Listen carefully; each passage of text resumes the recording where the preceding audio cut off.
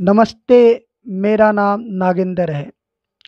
आज हम पढ़ेंगे कक्षा 9वीं की पुस्तक हिंदी कृतिका में मेरे संग की औरतें का पाठशाल, जिसकी लेखिका हैं मृदुला गर्ग।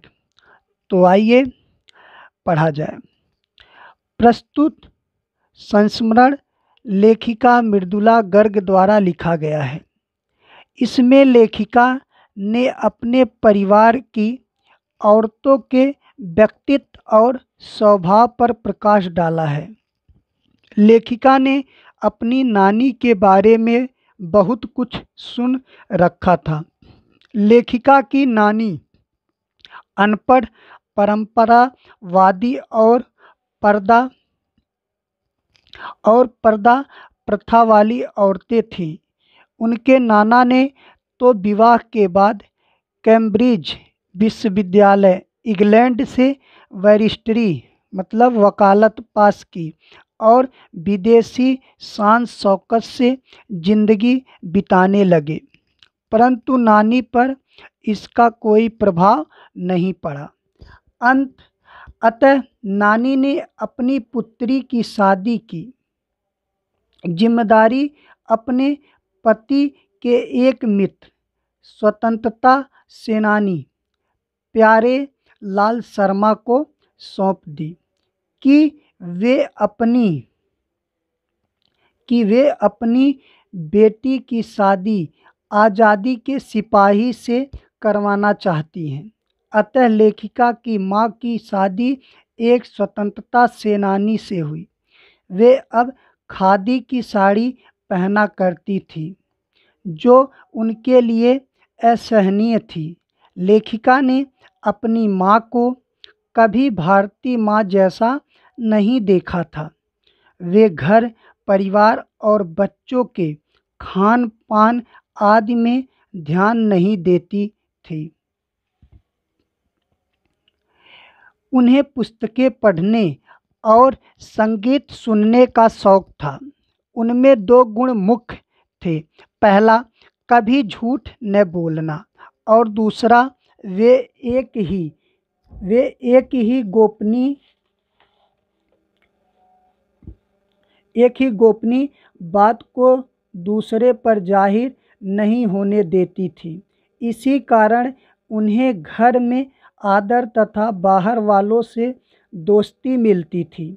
लेखिका की परदादी को लीक से हटकर चलने का शौक था। उन्होंने मंदिर में जाकर विनती की कि उनकी पतोहू का पहला बच्चा लड़की हो। उनकी यह बात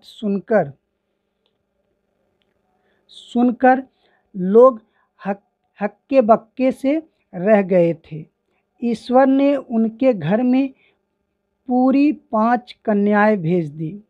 एक बार घर के सभी लोग घर से बाहर एक बारात में गए हुए थे और घर में जागरण था। अतः लेखिका की दादी शोर मचने की वजह से दूसरे कमरे में जाकर सोई हुई थी। तभी चोर ने सेंध लगाई और उसी कमरे में घुस आया।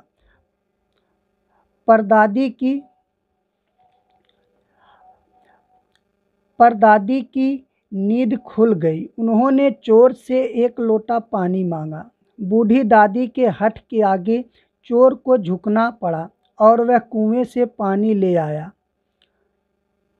परदादी ने आध लोटा खुद पिया और आध लोटा पानी चोर को पिला दिया और कहा कि अब हम माँ बेटे हो गए। अब तुम चाहे चोरी करो या खेती करो। उनकी बात मानकर चोर चोरी छोड़कर खेती करने लगा।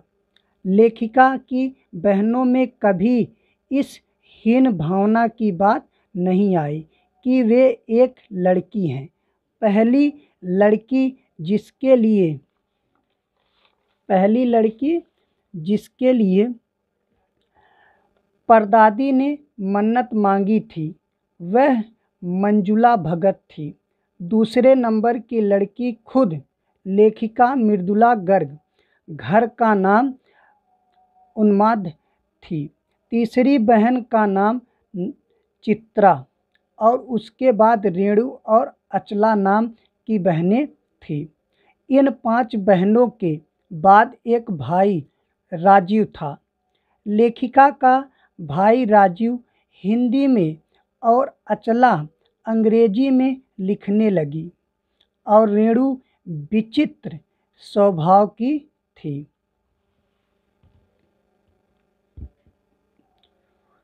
वह स्कूल से वापसी के समय गाड़ी में बैठने से इनकार कर देती थी और पैदल चलकर ही पसीने से तर होकर घर आती थी।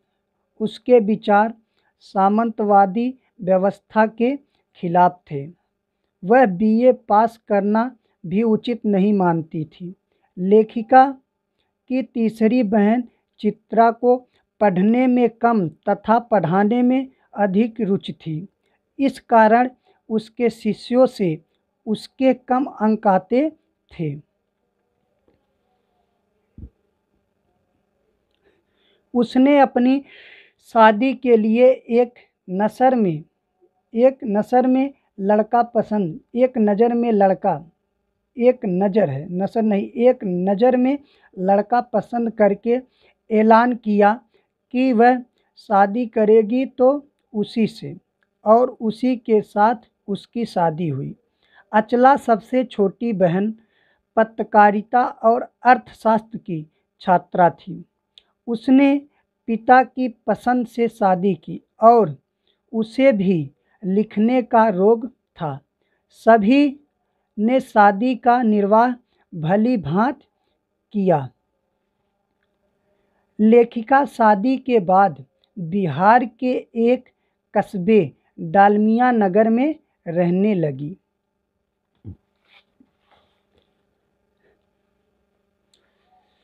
वहीं पर वहाँ की औरतों के साथ उन्होंने नाटक भी किए। इसके बाद मैसूर राज्य के कस्बे बागलकोट में रही। वहाँ लेखिका ने अपने बलबूते पर प्राइमरी स्कूल खोला, जिसमें उनके और अन्य अफसरों के बच्चों ने अपनी पढ़ाई की तथा भिन्न भिन्न शहरों के अलग अलग विद्यालयों में दाखिला लिया। भिन्न भिन्न शहरों के अलग अलग विद्यालयों में दाखिला लिया।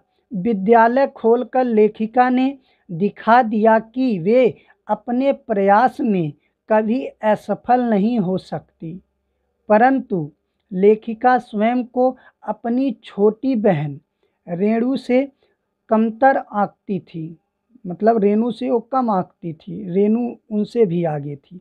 वे एक अन्य घटना का स्मरण करते हुए लिखती हैं कि दिल्ली में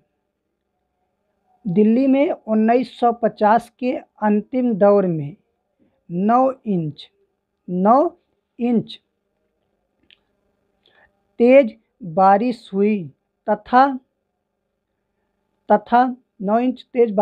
तथा चारों तरफ पानी भर गया था। रेणु की स्कूल बस नहीं आई थी। सबने कहा कि स्कूल बंद होगा, अतः वह स्कूल न जाए, किंतु वह नहीं मानी।